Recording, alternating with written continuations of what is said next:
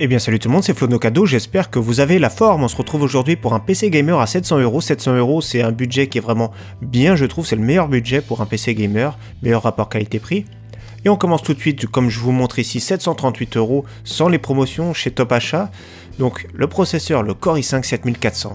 Donc c'est un très bon processeur, c'est vraiment pour du gaming là ici. C'est un meilleur rapport qualité-prix. Il est un petit peu cher chez Top Achat, mais on va voir d'autres concurrents après.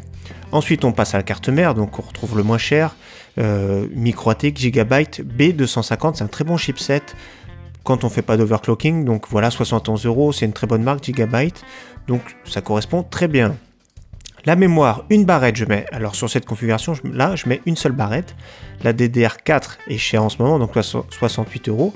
Et plus tard, c'est vrai que les jeux commencent à demander un petit peu 16 Go, donc voilà, on a une seule barrette. On va perdre 2-3 FPS par rapport au Dual Channel, mais plus tard on pourra rajouter, faire une upgrade pour avoir 16 Go.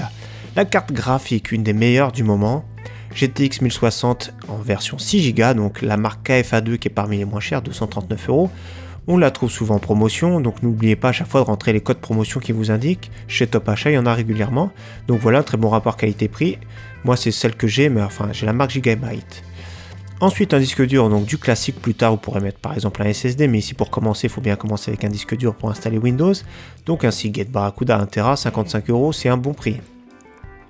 On passe au boîtier, donc les stocks sont pas très généreux en ce moment chez Top Achat. Donc la marque Enermax, il reste une marque qui est quand même connue.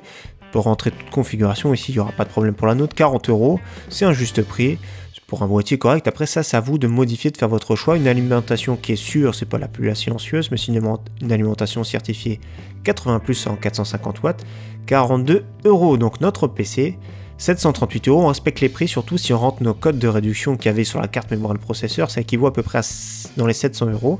N'oubliez pas, pour que ça fasse moins cher, de vous faire livrer en point relais.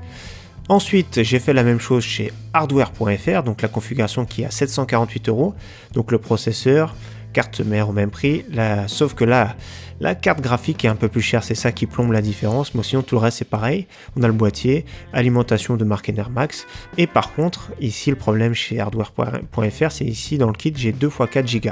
Donc je mettrai le lien du panier de Top Achat dans la description, je mettrai le lien du panier hardware dans la description. Pour installer Windows, j'ai fait une vidéo dessus que je mettrai à la fin, vous pourrez cliquer dessus à la fin de cette vidéo, installer Windows 10 avec les prix, les raccourcis. Donc voilà, j'espère que cette vidéo vous aura plu. Configuration gamer à 700 €, c'est vraiment le juste prix pour moi. C'est ce qu'il faut actuellement pour du milieu de gamme, pour un budget confortable, pour jouer à tous les jeux récents en 1080p qualité moyen à élevé, voire ultra pour les moins gourmands.